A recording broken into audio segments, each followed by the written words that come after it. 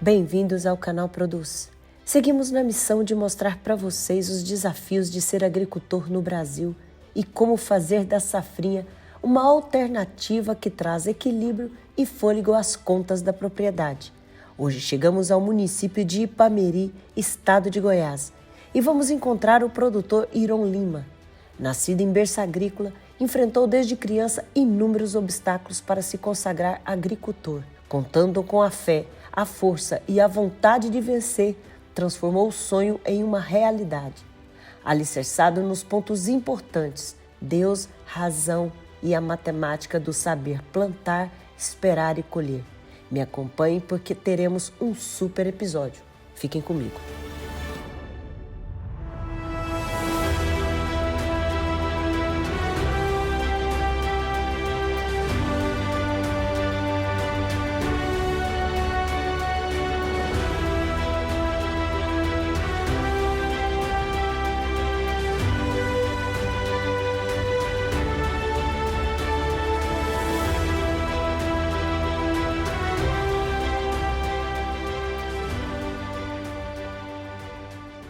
E hoje a Produz está num ambiente bem diferente, mas diferente só para o início desse bate-papo. Seguimos firme mostrando para vocês quem é esse produtor, quais são os desafios e o que ele busca e o que ele deseja.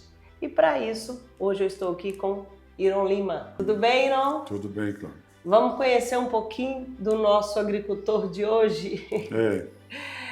Você é filho de agricultor, né? Sou filho de agricultor e daqui da região de Itaberaí mesmo. Quando você inseriu na agricultura? Quando você começou? 6 anos até os 8 anos eu morei na fazenda. Aí eu trabalhava como peão mesmo. Meu pai punha pra gente, ele chamava assim, que você tem que puxar a fila. Eu teria que trabalhar mais do que os peões que eram contratados para poder trabalhar. E aí começou a ficar muito pesado, começou a ficar meio sofrido, assim, porque eu ainda era jovem. E naquele tempo os pais cuidavam dos filhos de maneira diferente, né? Era mais duro, mais difícil. E aí, aos 10, 12 anos, eu mudei para a cidade para poder continuar a estudar. Aí comecei a estudar. Aos 12 anos de idade, eu arrumei meu primeiro emprego na cidade. Eu registrei minha carteira de trabalho com 12 anos de idade. Trabalhei mais 2 anos aqui em Itaberaí. Aos 14 eu fui para Goiânia. Dos 14 até os 18, 19 eu estudei duro para vestibular. Passei em vários, mas naquela época era difícil de entrar na faculdade, mesmo se você passasse, né? Por outros motivos que eu não tinha condições. E aí, aos 20 anos, meu pai teve um problema sério de saúde e tal. Eu tive que voltar então para poder ajudar, porque eu sou um dos mais velhos da família. Aí voltei para poder dar uma organizada e poupar ele do serviço que ele não podia mais trabalhar. Aos 21 anos eu tive a graça de ter conhecido minha esposa aos 19 anos.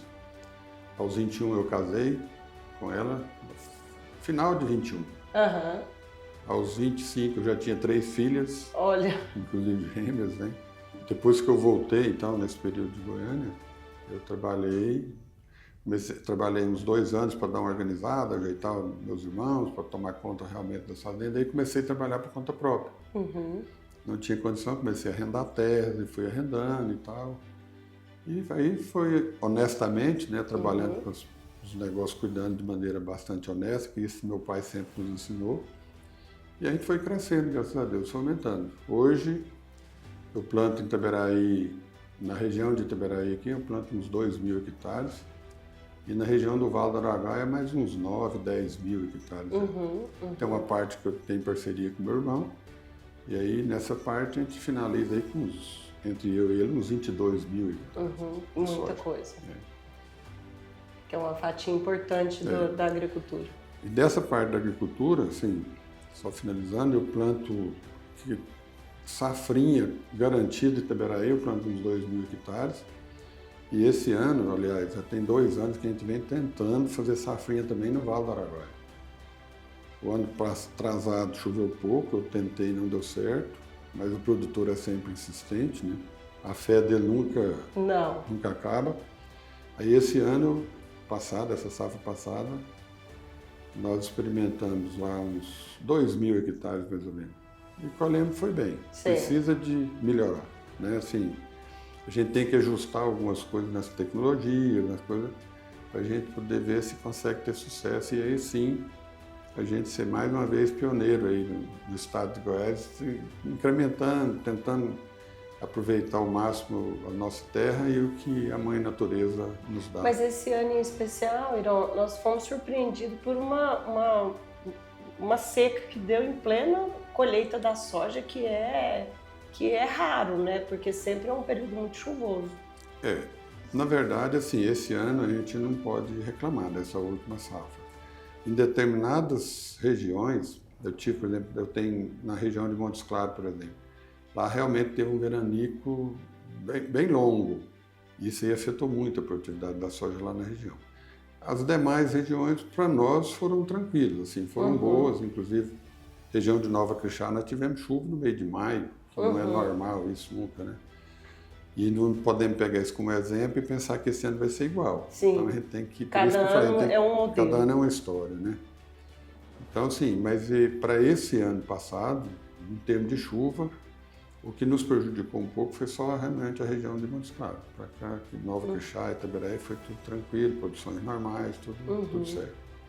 E você tem mais alguém na família? Suas filhas estão inseridas já no negócio? Não. Em termos de sucessão, você quer dizer, eu não tenho. Eu tenho um casal de netos que, se Deus quiser, ainda vou ter condições de ensinar um pouco para eles do que meu pai me ensinou. Mas eu tenho, são 3 filhas, 2 são médicas, um é economista, mas assim, eu vejo poucas chances delas assumirem alguma coisa agora, porque ainda estão em pleno trabalho e desenvolvimento e sucesso, inclusive, na área que elas atuam, que é a medicina. Meu genro também é médico, também não está na hora. Até porque aqui é casado, os filhos estão novos, não tem jeito ainda, assim, a gente sabe o que o agro exige da sucessão, vamos dizer assim. Principalmente a agricultura, né? Não é uma coisa que você aprende da noite por dia, mas também você tem que ter tempo para ela. Quem está criando filhos, por exemplo, novos, que não estão inseridos no negócio, que a gente sempre vislumbra alguma coisa diferente para os filhos, eu acho que ainda não é hora delas entrarem nessa parte. O que eu tenho feito? Eu também não sou muito favorável às holds.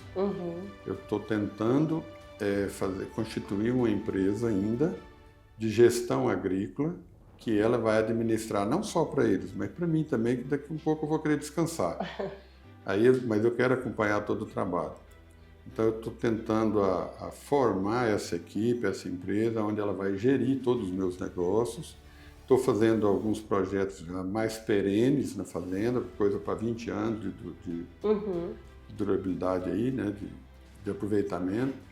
E nesse aí eu vou inserir a empresa que vai gerir e aí sim, a partir da gestão da empresa, eu vou começar a trazer os filhos, os genros, para a empresa. Para a empresa, para eles poderem ir acostumando com o negócio. E você vê a aptidão. Porque o grande problema da sucessão o sucessor pensar que ele vai resolver tudo, ele sabe tudo, e às vezes ele não tem o dom do negócio. Eu, por exemplo, prestei vestibular a vida inteira para medicina. As pessoas conversam comigo me chamando, pensam que eu sou doutor, que eu sou médico. E quem são médicos? São meus filhos. Eu não era para ser médico, eu era para ser agricultor. O que eu tive que fazer? Tive que vir parar na agricultura. Que é o seu dom. Então, e que é o que Deus traçou para gente. Então, às vezes você vai... Eu falo que não adianta você insistir em saber o que não é, o que lhe é ocultado. Por quê? Porque você já parece com um destino, uma coisa aqui. Sim. Então, eu sempre falo, destino às vezes a gente tem. Agora a meta, os planos, o foco, você constrói. Somos nós que construímos. Então, a partir da hora que você segue a sua luz, as coisas começam a ficar mais fáceis para você. Você pode ver que toda vez que você for contra o seu pensamento, sobre uma visão, vamos dizer assim, que você teve, você vai ter dificuldade em executar aquilo. Mas se você segue o que lhe é mostrado, é muito fácil. Essa visão é uma forma de Deus nos mostrar a direção que a gente tem que ir, né? Que Ele está junto. A cada vez que eu tenho essa visão, eu tenho certeza da presença de Deus em tudo que eu faço. E nesses anos todos foi Ele que te sempre, carregou? Sempre. Sempre. Meu pai viveu muito mais anos do que ele iria viver, com certeza, porque eu estava junto com ele no momento que Deus me mostrou que eu devia correr com ele para o hospital. Se eu demoro 5 minutos para poder chegar com ele no hospital, ele tinha morrido nos meus braços. Foi salvo porque estava dentro do hospital, dentro da UTI. Então, assim, são as horas que você tem as luzes, né? Se alguém lhe é mostrado um caminho, uma situação, um momento, que se você valoriza ele vai te dar um resultado. Se você não valorizar, ele vai te dar outro resultado. Então, eu aprendi assim, que eu acho que a gente tem que seguir as luzes. Esse é um conselho que você dá para esses novos agricultores, para esses novos produtores rurais, ou até para os velhos que estão aí apanhando, né? Que muitas vezes a gente está ouvindo o bom pensamento, que é a direção que ele nos dá, mas a gente quer seguir a nossa. Mas que é pra gente... Esse é um conselho que você dá. Aceite o que nos vem e não brigue por uma coisa que você não sabe aonde ela vai te levar. Exatamente.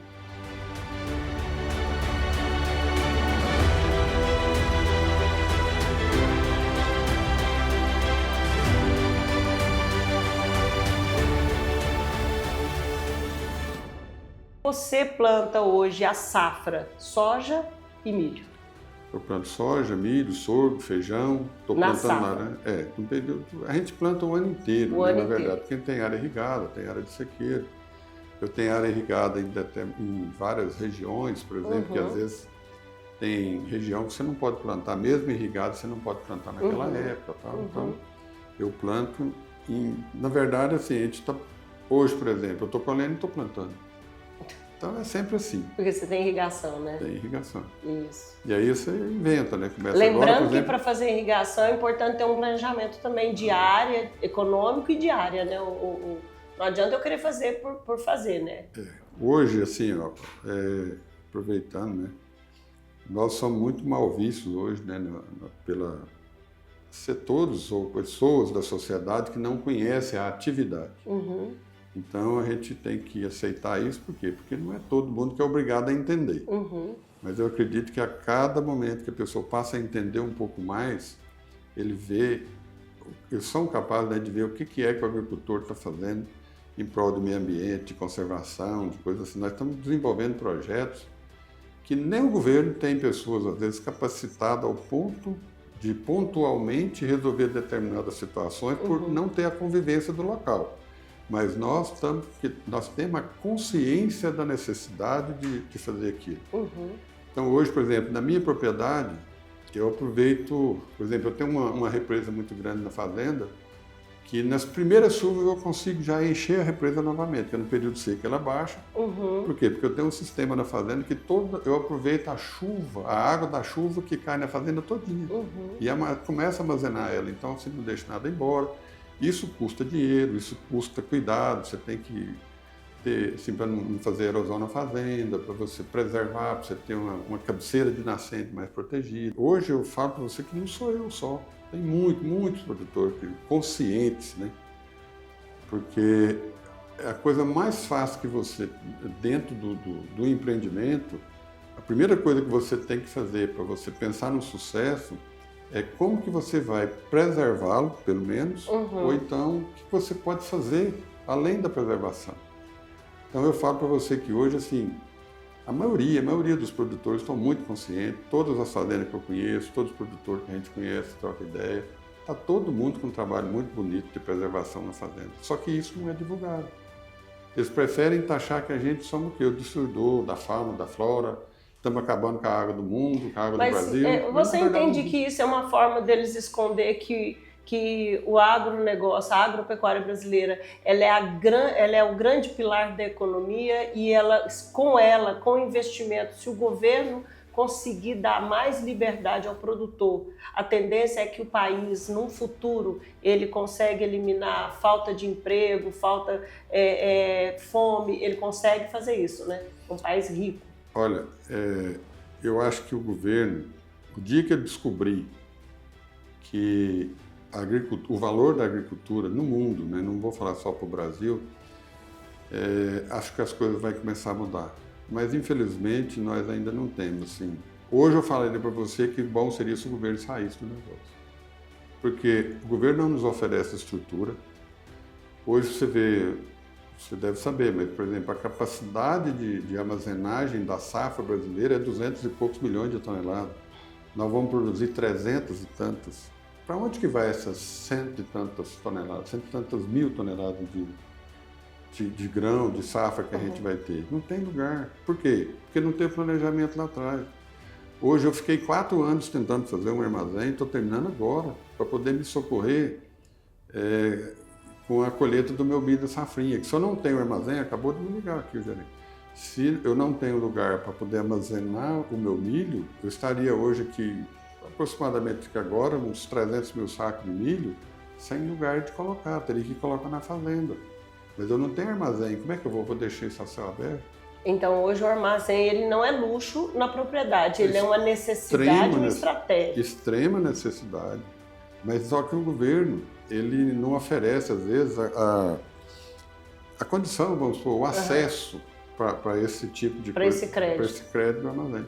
E ele é um crédito que ele precisa realmente de incentivo do governo para poder fazer. Precisa de disponibilidade de recursos, porque ele é caro, né? E hoje, assim, aos juros que são praticados aí pela agricultura, nós estamos tentando sobreviver, na verdade, porque não tem a menor condição.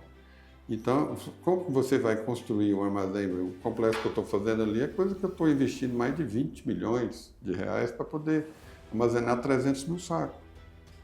E eu tenho necessidade, por exemplo, de muito mais do que isso. Então, eu estou tentando, assim, com isso eu estou fazendo, tentando suprir a minha necessidade de pouco mais de 20%, 30% do que eu teria necessidade.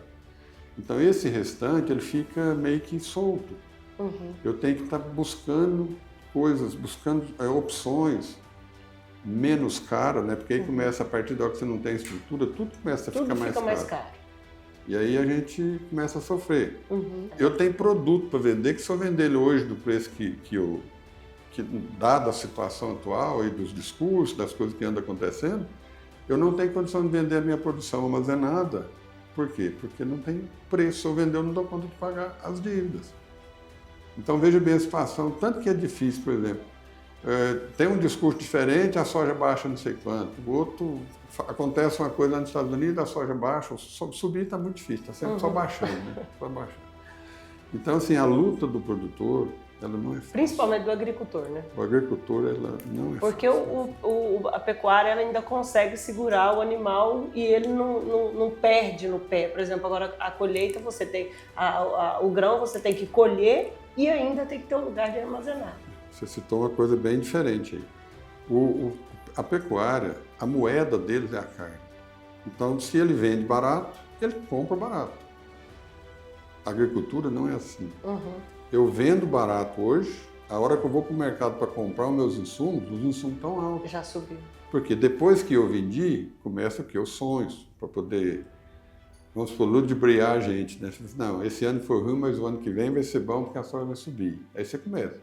A soja vai subir para te dar a condição de comprar os defensivos mais caros. Só que a hora que você faz isso, a hora que você colhe, aí vem estrutura, você não tem armazenamento, você não tem política de governo, você não tem ajuda nenhuma nesse sentido, o que acontece? Aí você fica com problema. Você comprou caro e vai ter que vender seu produto barato. Com isso, vem sempre acumulando as dívidas dos produtores. Não é por falta de trabalho. Hoje eu falo para você que não tem categoria, não tem classe de gente que trabalha mais que produtor. Não tem gente mais animada, gente com mais sério que o agricultor. Você vê, hoje assim, no meu caso aqui, sei lá, a gente coloca aí 50, 100 milhões, 60 milhões no chão, sem saber o que vai vir de resultado.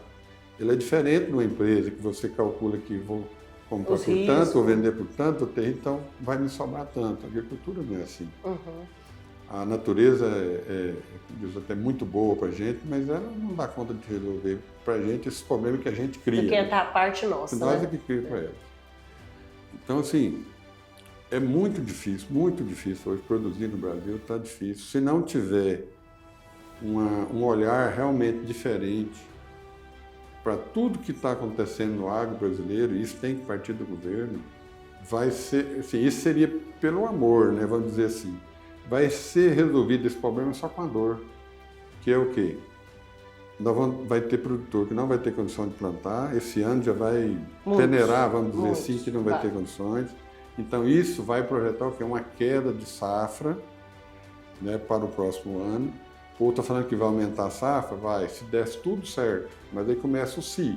E um deles é se o produtor tiver o crédito, se o produtor conseguir comprar as coisas na hora certa, se chover para nós na hora certa, se der tudo certo, beleza, mas se começar a falhar isso aqui, começa a sofrer as consequências. Nós começamos a sofrer as consequências. É tão ruim hoje, assim, a questão do agro no Brasil, só complementando o raciocínio, nada para mim justifica nós sermos o maior produtor de soja do mundo e não mandar no preço. Como é que você explica? Então, assim, é difícil da gente entender isso, né? Porque não era para ser assim.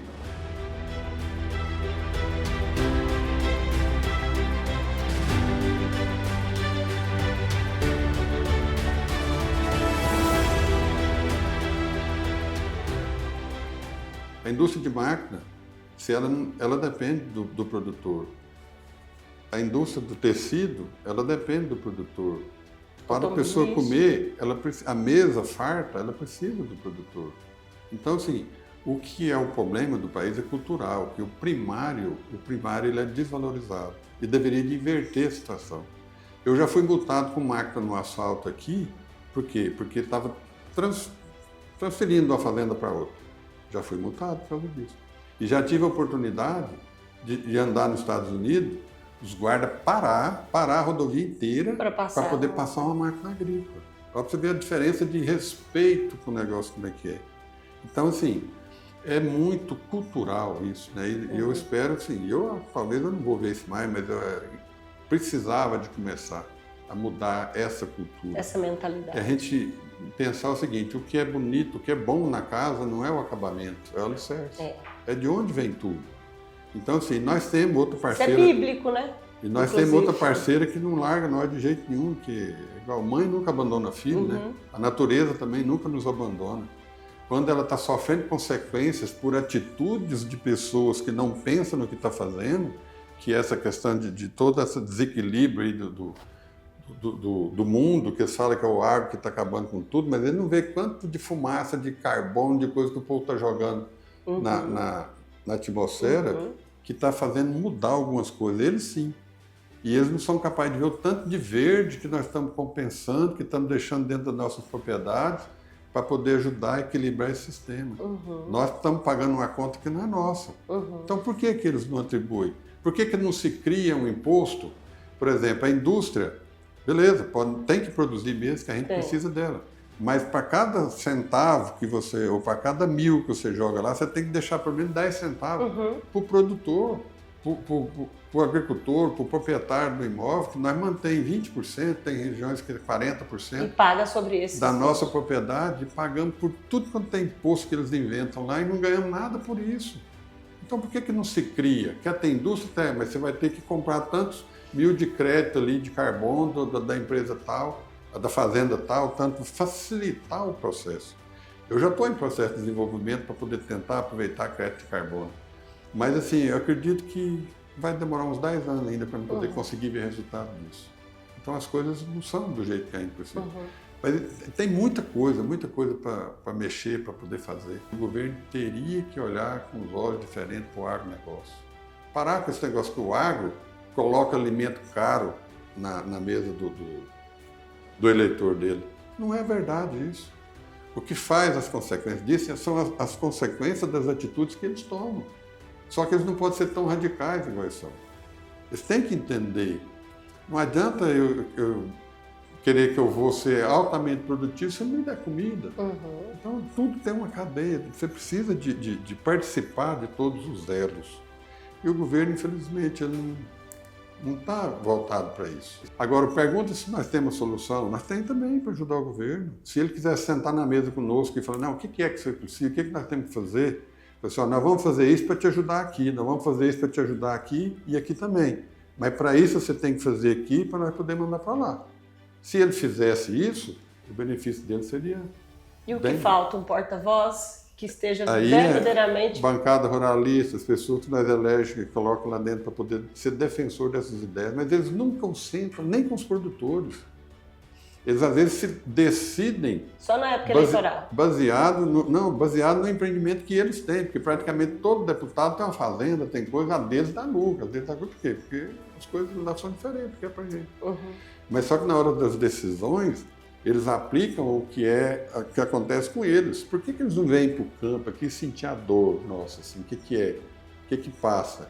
Da gente, assim, os horários de trabalho que a gente passa, que a gente faz, o tanto que a gente faz. E para ver o tanto que o agricultor hoje é humano. Isso eles também não sabem. Eu falo que o governo pode fazer, ele faz para quem não quer trabalhar. Mas vai lá na minha fazenda, você vai ver, pergunta para se você acha insatisfeito. Pergunta, pode perguntar. Essa realidade eu Por quê? Porque assim, a gente sabe tratar as pessoas porque a gente também vive nesse meio. É diferente. Agora, aonde eles têm pessoas conscientes, administradores, gestores conscientes, a gente é capaz de mostrar isso para os nossos funcionários e eles entenderem naturalmente, sem ser preciso de ir para o embarque. Eu nunca pedi um voto para um funcionário meu, não peço. Eu deixo para eles a consciência, mas eles ficam tentando descobrir de quem que eu vou votar, quem que eu estou apoiando. Então, assim, a gente tem esse relacionamento. Eu prefiro assim. E não quer dizer que todos me seguem ou seguem o plano da gente. Tem outros que não, que pensam diferente, mas para mim, cada um faz o que acha que deve fazer. Então, assim, a receita a gente tem. Né? A receita a gente tem. Falta começar a fazer o preparo. Falta a gente ser mais ouvido e ter crédito. Começar pela palavra, né? Não pelo dinheiro, não, pela palavra. O slogan da Produz é a voz do produtor rural. A Produz, ela era uma revista de agronegócio impressa e se tornou um canal. E a volta dela é exatamente por isso. Porque nos últimos 3, 4 anos, principalmente, eu estou vendo muita crítica, muita gente falando coisas que eu falo, não, isso não é verdade, eu não estou ouvindo. Isso alguém precisa deixar o produtor rural falar. Ele precisa jogar para fora, ele precisa ter um espaço, né? Porque a imprensa bate, a sociedade ouve e bate também. E a política se cala, quer dizer, daqui a pouco o produtor, ele cansa, né? Ele cansa. Isso seria a receita do amor, né? Que a gente está falando. Assim. Porque isso resolveria por quem realmente está com vontade de resolver a coisa.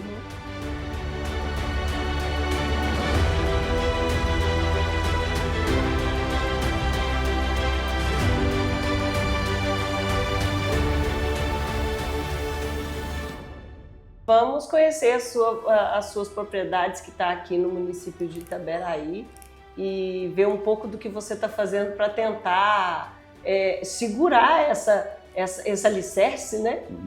As práticas que você tem adotado nas suas propriedades. A gente tem, assim, eu tenho procurado diversificar.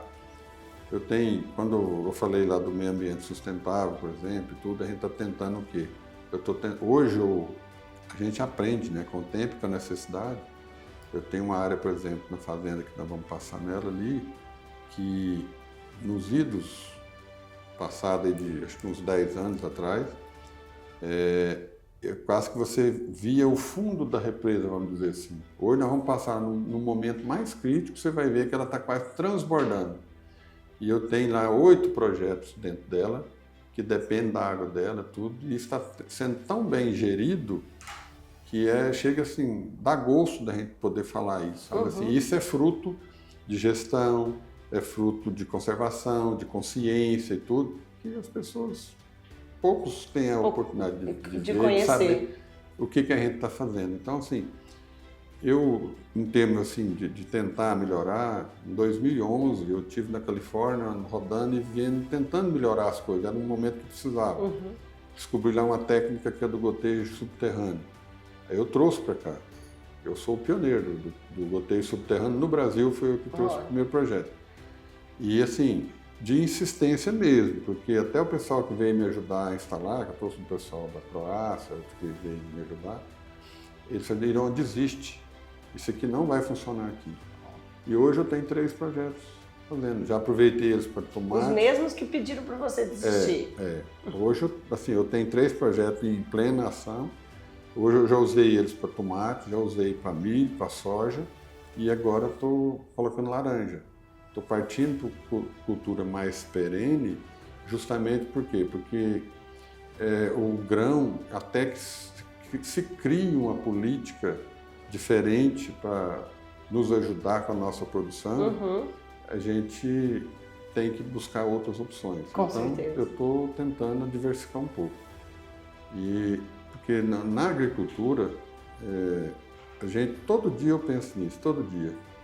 Eu deito e acordo pensando nisso. A agricultura, a gente trabalha muito para ganhar pouco e evitar de perder muito. Todo dia você tem que pensar isso como agricultor. Se você trabalhar pouco, você vai pecar. Você tem que trabalhar sempre pensando. Você vai trabalhar muito e vai ganhar pouco. Toda a vida foi desse jeito. Mas você tem que estar muito atento em perder muito, que foi o que aconteceu com a maioria em 2023. Com a maioria, né? Porque você não sabe o que pode vir da natureza. A gente pensa que é sempre bom, mas ela sofre a consequência daquilo que eu falei. Das más de quem atitudes. realmente interfere na natureza, que não são os produtores. Não é o campo que interfere nisso. Ela interfere ajudando. Mas quem está destruindo mesmo a natureza... Não é o produtor. Né? Então, assim, infelizmente ou felizmente, a gente gosta. Eu sou agricultor de paixão. Eu vivi isso, como eu falei, desde os meus 6 anos de idade. Eu comecei a trabalhar na agricultura. Se eu sobrevivi até hoje, nós vamos passar mais essa crise, né, se Deus quiser. Certeza que vai, certeza. Não pode ser pessimista. Pessimismo aqui você não encontra. Não pode, porque a agricultura ela não consegue, ela não sobreviveria se tivesse pessimismo, né? Existe fé. Vamos lá, vamos conhecer seus projetos, vamos mostrar para essa sociedade, para esses políticos que nós precisamos sim, que todos estejam, não é só a classe produtora, e sim, eu acho que todos, em prol de um bem só. Vamos sim, vamos lá. Vamos lá? Exemplo nós temos muitos.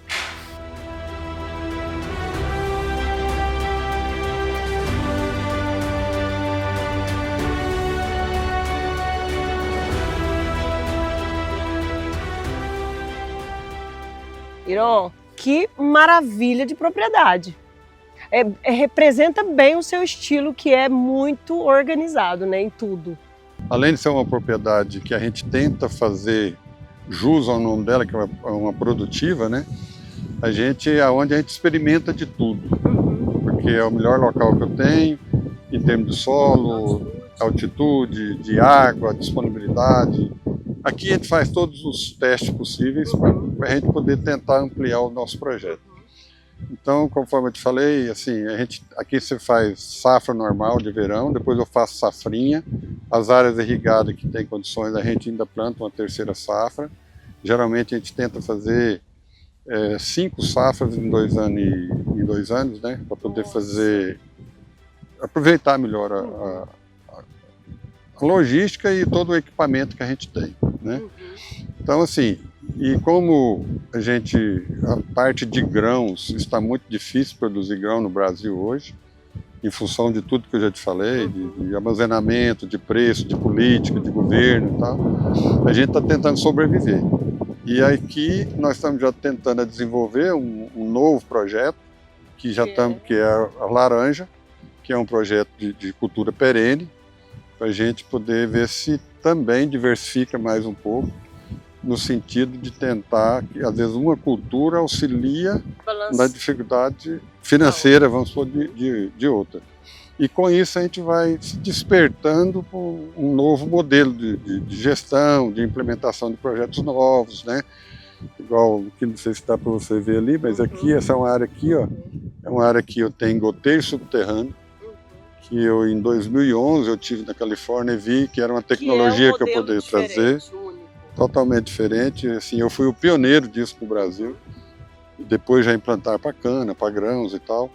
E eu já usei aqui para tomate, usei para soja, para milho e agora para laranja. Então, assim, é uma coisa que foi um investimento, uma visão que eu tive que está dando condição da gente continuar a tentar sobreviver no negócio. Eu estou vendo que tudo que você faz é bem planejado, é bem programado. Você já tem um futuro para essa laranja? Então, hoje, eu estou tentando desenvolver o projeto, né? E nesses próximos 2 anos, nós estamos trabalhando na implantação do projeto e já tentando vislumbrar aí o que seria o próximo passo a partir da hora que a gente começar a produzir. Mas com certeza nós vamos conseguir fazer com que logisticamente o negócio seja bem aproveitado e que o resultado seja bom para a gente, sabe? Quais foram as escolhas dos enxertos? Qual é a qualidade? Solo? Como que você preparou tudo isso? Não, a gente fez uma pesquisa, eu fui muitos dias ficando em São Paulo, olhando alguns pomares, algumas coisas, vendo as dificuldades que tem cada um. Que são muitos.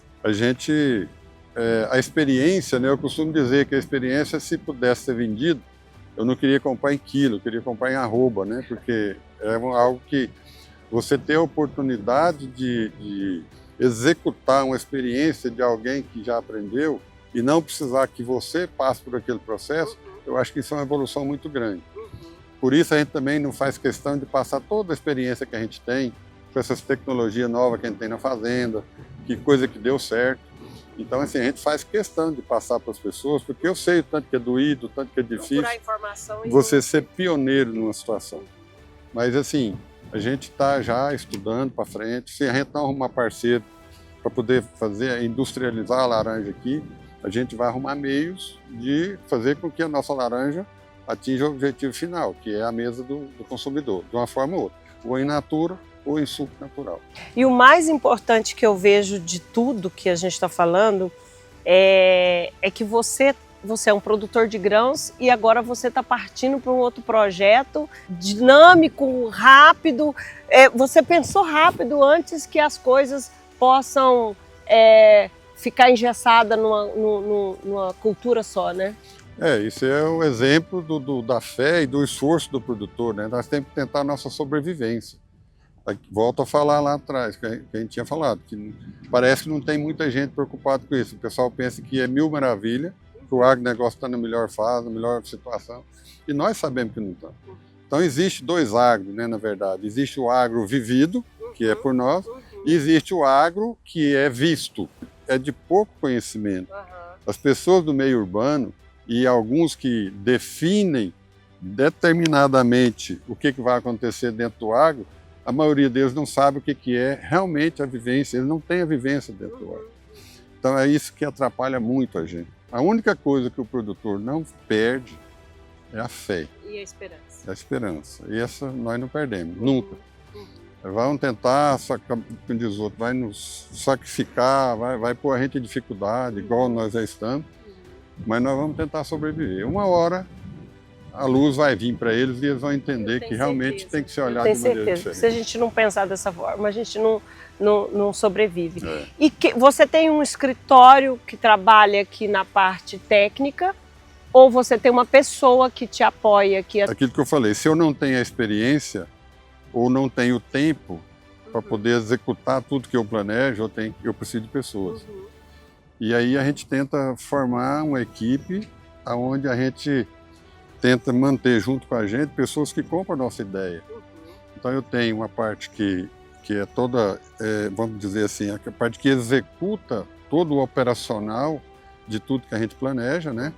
Eu tenho uma parte técnica, que ela é muito bem planejada e programada, que eu tenho o Roberto, que nos ajuda, que é na parte agronômica.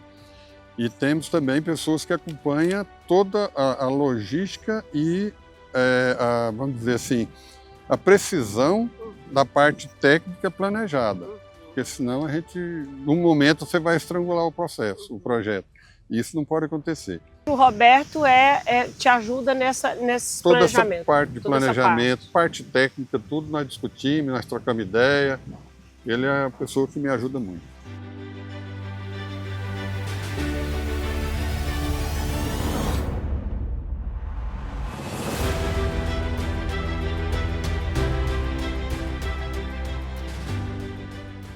Roberto, eu estava conversando com o Iron sobre essas novas práticas que vocês estão adotando na propriedade, né? Que é esse consórcio da laranja, Como que surgiu essa ideia? A gente buscando ter um negócio mais viável, né? A gente tem já um custo de produção alto, tem um custo fixo alto para manter o funcionário, o investimento de máquina é alto, né?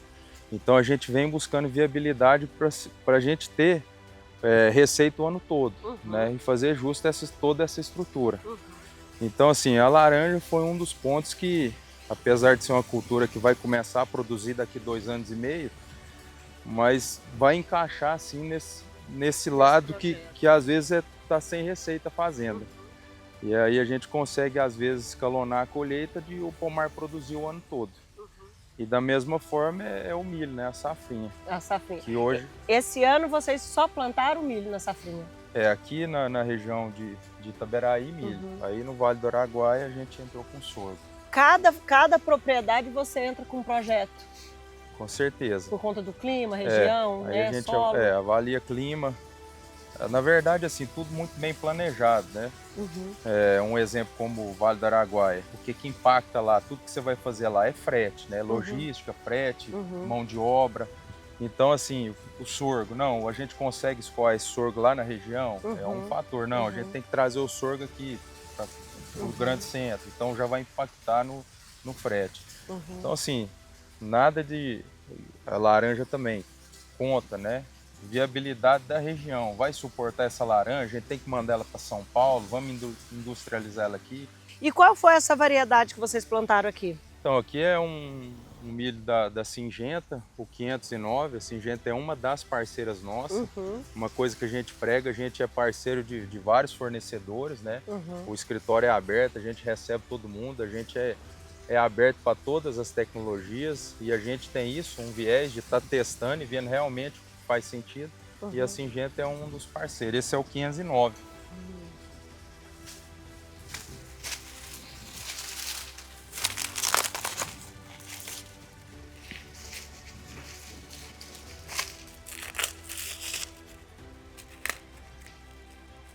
Tá bonito, hein, Roberto? Tá. Que beleza, hein? Aqui a gente consorciou com a laranja, né? Na verdade, o milho já estava implantado e tem 25 dias que a gente veio e colocou a laranja aí.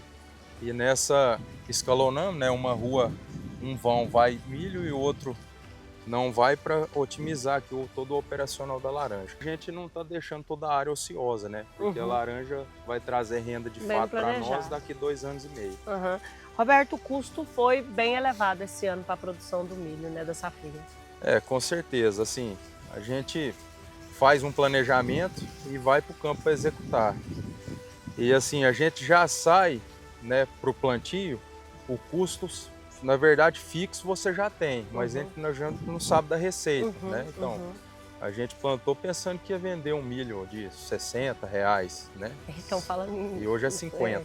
Não, tem muita gente vendendo abaixo. Abaixo de 50, então. E o fertilizante também impactou muito para nós, então, esse ano. A gente teve problema também com inseticida, temos que fazer várias entradas de inseticida. Na verdade, assim, a gente tem que ir pronto. E a safrinha é importante, a chegada da safrinha para o produtor rural é importante não só para a economia dele, mas principalmente para a economia do Brasil, porque em pleno julho o Brasil se movimenta praticamente. Com certeza, é o que fica viável realmente o negócio. Hoje a soja não paga toda a estrutura de você estar movimentando a fazenda de fato, por conta da soja, né? De uma safra só. E a safrinha veio realmente para complementar, né? Te dando receita, fazendo girar o comércio, né? Gira toda uma cadeia que está por trás disso e traz a renda para a gente, como disse, tá lutando aí no dia a dia. Roberto, na safra toda é soja? A primeira safra a principal é soja. É soja. Aí na safrinha vocês entram com toda essa multicultura. Aí na safrinha a gente entra com milho, né? Às vezes algumas regiões, algumas áreas irrigadas já vem com feijão. Ah, você tem o feijão também. E o Vale do Araguaia lá, por enquanto, sorgo. É uma região desafiadora, né? Altitude diferente, clima diferente. Chove menos, então estamos tentando emplacar o sorgo lá. É uma região que veio da pecuária, né? Que está agora entrando na agricultura, mas que ela era característica dela, era toda pecuária, né? A região toda de pecuária. Essa transformação tá tá custando, né? Tá. A gente ainda falta um embasamento forte do governo na parte de pesquisas, né? A gente é bem atrasado, né? A gente pega aí dados de pesquisa de órgão governamental que está defasado, né? Então, assim, materiais, a cultivar que você vai pôr lá. Então, assim, a gente que tem que fazer o laboratório da gente para tentar descobrindo qual que é a variedade que vai encaixar melhor na região.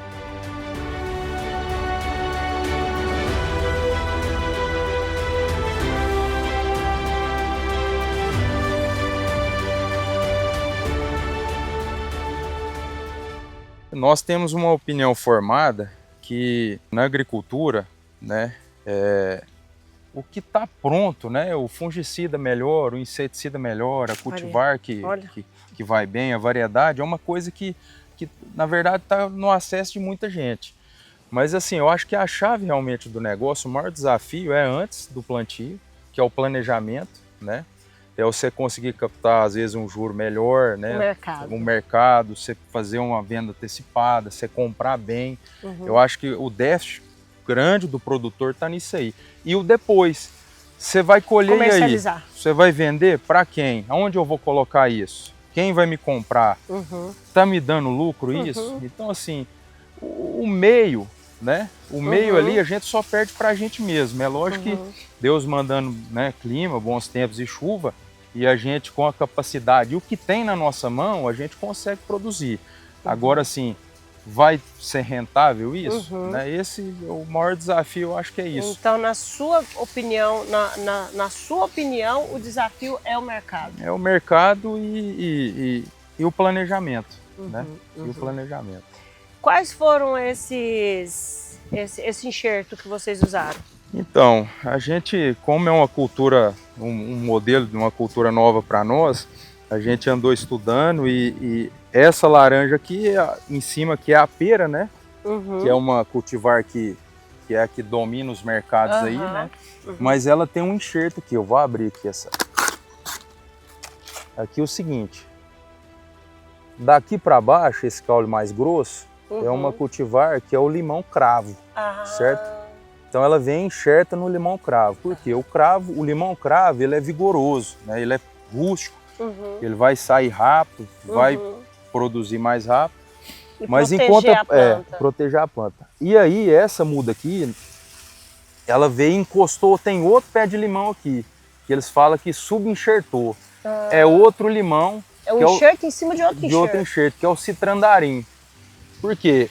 O cravo, ele não aguenta muita água, né? Ele pode vir dar uma doença que chama gomose e aí você perde toda a planta. Então daqui 7, 10 anos, se acontecer isso, já esse limão ele aguenta. Então aqui eu não vou perder a planta, vai morrer daqui para baixo e a planta vai continuar. Entendi. Então na verdade são dois enxertios aí, né? Que interessante, é o que você falou, né? Isso aí tudo vocês têm hoje, essa tecnologia toda você tem pronta aí para ajudar o agricultor hoje na área plantada, né? Seja o que ele for plantar, ele tem tudo disponível, inclusive essa proteção toda. Agora, o que vai acontecer depois, né? A gente não sabe. Essa laranja, como é que vai estar o mercado daqui 2, 3 anos, né? Nós fizemos algumas matérias, nós fizemos uma matéria muito importante sobre laranja, só sobre laranja, e a gente viu a preocupação do produtor goiano, em especial, sobre o green. Porque em São Paulo ela devastou, né, pomares e pomares. E aqui já foi encontrado alguns focos. Existe alguma estratégia de vocês para que isso não chegue aqui? Então, eu acho que assim, não chegar é inevitável, né? Mas assim, a gente, se acontecer, né, e quando acontecer, a gente conviver com aquilo e fazendo da renda, né? Então assim, a gente tem visitado lá esses pomares em São Paulo e assim, o pessoal lá está aprendendo ainda, é novidade para todo mundo. Mas assim, é capricho, né? É ter inspeção e olhar e ter, às vezes, umas entradas a mais, né? Com um produto que vai tentar te dar o respaldo e te proteger dele.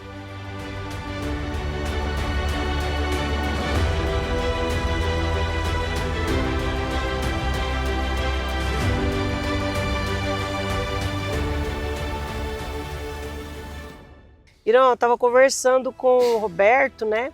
que é o seu braço direito técnico aqui, sobre a questão da laranja, né? Certo.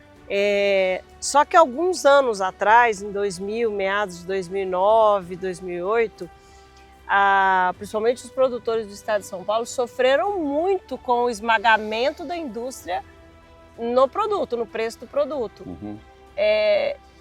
Lógico que você vai começar a produzir daqui 1 ano, 2 anos, mas você já tem em mente o que você vai enfrentar sobre isso, questão da indústria?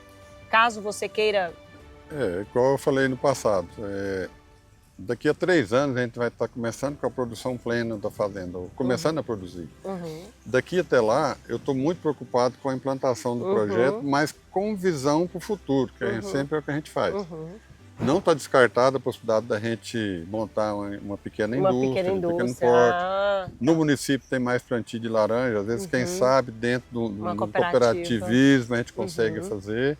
E pode também, pelo nível de qualidade que nós vamos ter de produto, porque ele vai ser um produto realmente diferenciado, a gente pode arrumar parceiros também que têm interesse de fazer essa segunda etapa para nós. Perfeito. Mas não está descartado a tentativa da gente dar sequência no processo. Me mostra então a tecnologia que você trouxe, que a fazenda foi pioneira, né? E que foi muito benéfico para a propriedade. Hoje a gente tem na fazenda, o Roberto deve ter explicado a diferença, mas assim, nós temos 3 tipos de irrigação, 3 tecnologias de irrigação na fazenda. Porque, num resumo, a irrigação ela é uma técnica usada para a produção. Né? Então, em 2011 eu plantava muito tomate, mas assim, os resultados não eram... Estava começando a ficar apertado para produzir tomate e tal, porque a produtividade estava estagnada. E hoje você não produz mais? Não. Aí, o que eu fiz? Eu fui para a Califórnia estudar o tomate. E lá eu aprendi muita coisa lá. E eu vi a técnica do goteio subterrâneo. E eu comecei a pensar e falei assim, esse negócio dá certo lá no Brasil. Aí comecei a conversar com eles e falei assim, olha, você tem terra plana? Eu falei, tem, mas não é tão plana igual aqui. Eu falei, não, então esquece. Aí eu pensei, falei assim, mas eles plantam aqui soja e depois não dá conta de plantar mais nada. Eles plantam tomate e não plantam mais nada. Lá nós plantamos soja, depois nós plantamos feijão, nós plantamos milho. Nós já aprendemos mais do que eles. Só não falei para eles lá, né? Mas eu aceitei o desafio. Não, mas eu vou tentar. E aí trouxe. Aqui, a princípio, com parceria de uma empresa lá dos Estados Unidos. Mas eles desistiram, a hora que chegou aqui, viu o cenário, não dá, então tá bom. Ele foi embora, eu chamei o cara e comprei, aí eu banquei o projeto e fiz, que foi esse aqui o primeiro que eu fiz. E por incrível que pareça, em termos financeiros, na primeira produção de tomate do ano seguinte, eu já paguei o investimento total do projeto. Olha, que bacana. Só com excesso de produtividade. Então, assim, o que é a importância do conhecimento? Aí eu vou voltar lá no agro. Quem decide o agro, hoje no Brasil, não conhece o agro. Não conhece. Então, eu não conhecia algo mais para poder evoluir no tomate, eu fui aonde eu tinha o recurso para aprender. E de lá eu trouxe, o resultado foi super bom para mim. Montei o projeto, seguido depois, a cada ano eu montei mais outro. Então hoje eu tenho 3 projetos desses. E assim, foram incansáveis as visitas que eu tive aqui, de pessoas tentando a implementar o projeto também, que viu o resultado e tal. Isso que eu falo, é o preço que a gente paga do pioneirismo, mas é uma coisa que compensa. Eu tenho prazer de passar a experiência que eu tive com as pessoas, porque eu sei o quanto que custa isso. E uma das coisas importantes que eu estou vendo em você é que você não aceita o não como a última resposta, né? Não. Você, quer dizer, o Brasil, o produtor rural brasileiro, ele está pronto para plantar o que for, né? Ele está pronto. O país, ele está preparado. E o produtor, assim, na convivência do agro, para quem conhece o agro, você entende e você é capaz de desenvolver qualquer atividade dentro do agro. Mas se você conhece o agro, se você não conhece, você fica limitado. Então a gente faz tudo o quê? Aqui, igual eu falei no começo, a fazenda aqui é praticamente um laboratório. Porteiras são abertas, todo mundo que quer fazer uma experiência, uma coisa que é sempre aberta. Essa parte técnica, o Roberto assim, até mais do que eu. Ele gosta de ver mais resultado e ver por quê? Para a gente evitar erros para frente. Então, por isso que a gente tem... Eu poderia simplesmente usar um tipo de irrigação só. Eu uso 3. Por quê? Para otimizar a fazenda. o formato dessa área aqui não permitia colocar um pivô. Aqui é um pivô central. Aqui já não permitia colocar, então eu busquei um recurso de irrigar ela de maneira diferente. Essa área você já vai implantar outro pivô, né? Vou plantar outro pivô de laranja, um só. Os demais vão continuar no grão até eu ver se laranja vai compensar realmente investir o restante da fazenda, ou se eu posso ficar de olho no café. Então assim, eu quero sair do grão o mais rápido possível, eu quero sair do grão porque se não tiver mudança na política, nós não temos condição. Não temos condição de continuar plantando assim. Então eu vou tentar sair, vou tentar diversificar um pouco. Tirar os ovos de uma cesta só. Isso, exatamente. Então, Dividir. o que a gente está tentando é isso. E o resultado da tecnologia que eu te falei aqui, na laranja eu ainda não sei, mas o goteio subterrâneo, tudo que a gente planta, você consegue aumentar aí de 20% a 30% na produtividade. Só pela técnica usada. Que é Esse gotejo. esse aqui, né? Aqui, essa mangueira. Essa mangueirinha aqui, né? Ela está aqui dentro do solo, uns 30 centímetros mais ou menos aqui. Então ela tem a vantagem que tudo que eu quero adubar, por exemplo, quem não tem esse sistema tem que jogar por cima da planta. E eu jogo na raiz, na boca dela. Olha só. Então aí começa a diferença. Economia de água, eu não perco tanta água igual no outro sistema, e a alimentação da planta. Porque eu estou jogando direto na raiz, na boca da planta. Resumindo tudo, né, o Iron, antes de qualquer coisa, tem que ter conhecimento, né?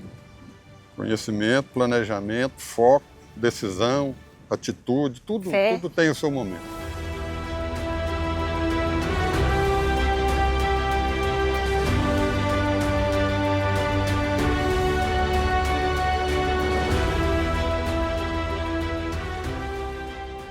Então, a preocupação sua é o meio ambiente, a água, é a proteção que você já falou lá no escritório para nós, que você tem essa consciência que é de suma importância para todos, né? Não só o meio ambiente e também a preservação do solo, né? Assim, a gente tem que combater as erosões e tudo. Então, nós desenvolvemos um projeto dentro da fazenda que é onde eu aproveito 100% da água que corre, que chove na fazenda, a gente direciona ela para a represa. Por isso que a gente tem, e dentro disso tem os filtros que a gente faz para a água chegar limpa e pura na represa. Você pode ver que a água é sempre desse jeito aqui. E com isso nós otimizamos o sistema de irrigação, porque eu tenho uma água mais pura para poder fazer irrigação. E conseguir aumentar o volume de água armazenado em função de toda essa preservação que a gente está fazendo nas cabeceiras. A gente faz com que a gente mantenha, você vê, nós estamos num período seco e a represa está no limite. Né? Nós temos, aqui está bem cheio. E assim, a importância disso é que ela que sustenta, que alimenta todos os meus projetos de água, parte de água. E como a gente otimizou a fazenda toda, para a parte de irrigação, praticamente quase toda, a gente tem que ter reserva de água e sem contar com a beleza, né, que a água nos oferece. Você chegar e ver uma represa vazia é muito ruim. Então a gente desenvolveu tecnologias, logística de plantio, para que a gente possa aproveitar tudo que a natureza nos dá, mas sem prejudicar, vamos dizer assim, o que ela está nos oferecendo. E voltando lá na nossa conversa no escritório e ajudando a complementar essa aqui, é que você falou, o produtor rural hoje no Brasil, ele cuida da propriedade. Aquele que não cuida não é produtor rural, ele está passando pelo setor e deixando e manchando a imagem do produtor, né, Iron? Na verdade, sem querer ofender, mas é uma realidade, é que o produtor que tem esse pensamento, que não cuida, que não faz, é o produtor urbano. Ele é um produtor transitório, que é quando, às vezes, é alimentado para a imprensa, né, vamos dizer assim, que o agronegócio está dando dinheiro, que o pessoal está ganhando dinheiro. Aí todo mundo, todas as atividades, os outros ramos de comércio, por exemplo, que são urbanos, querem plantar. E acaba arrumando um jeitinho de plantar, mas aquele ali, ele é um paraquedista, vamos dizer assim, que o voo dele é curto. Então esse cara, ele geralmente só prejudica. Ele não tem a visão da necessidade da sustentabilidade do projeto. Para manter um projeto desse mas tamanho. Mas está cada vez menor, porque quem não for técnico realmente, não tiver essa consciência, não vai permanecer.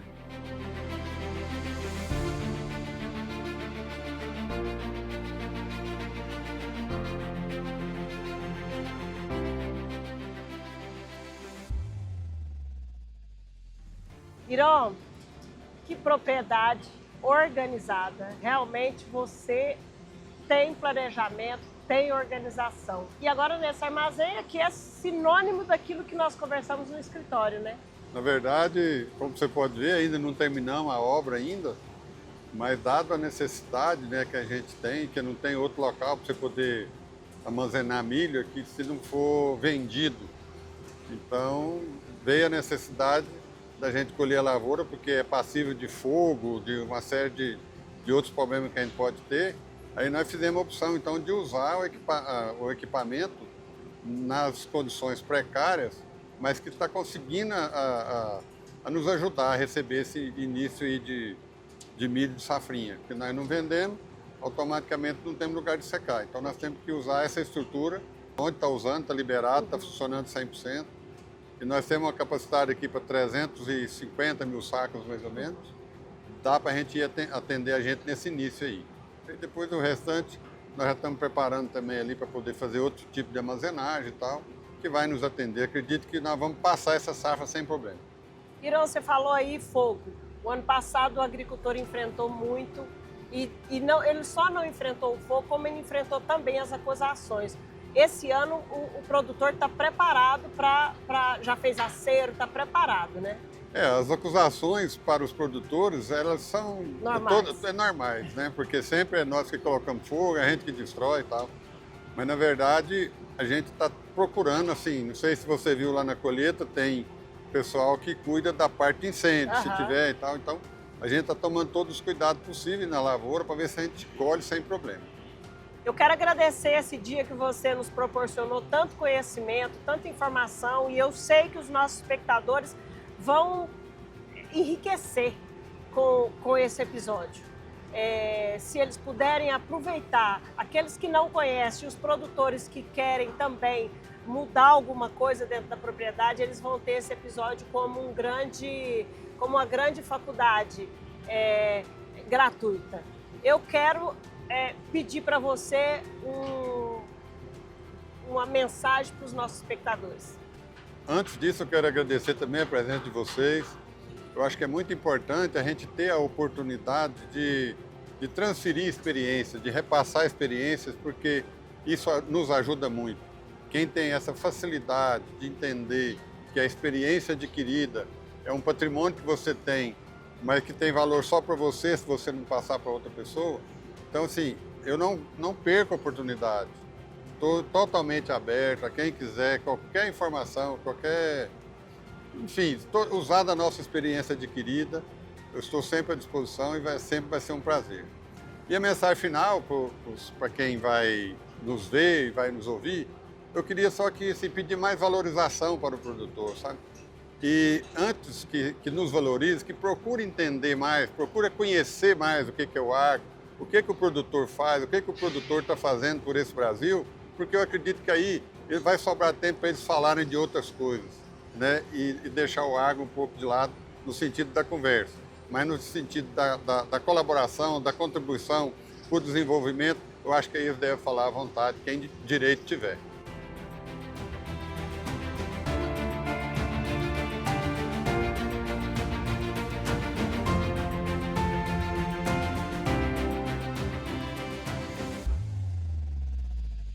E assim finalizamos mais um episódio do Canal Produz.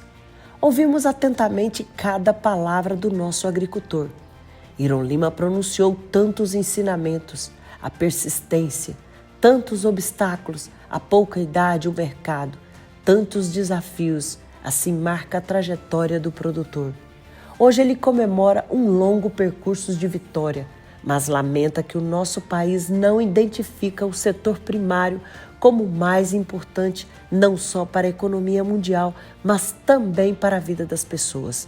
Iron tem fé, persistência, coragem e equilíbrio, porque afirma, sem esses 4 pilares, impossível seguir em pé na agricultura brasileira. Nós agradecemos a Deus por esta oportunidade de levar tantos ensinamentos. Agradecemos ao agricultor por nos permitir conhecer a sua história e o seu trabalho. Agradecemos a vocês por nos acompanhar e eu te aguardo num próximo episódio. Até lá!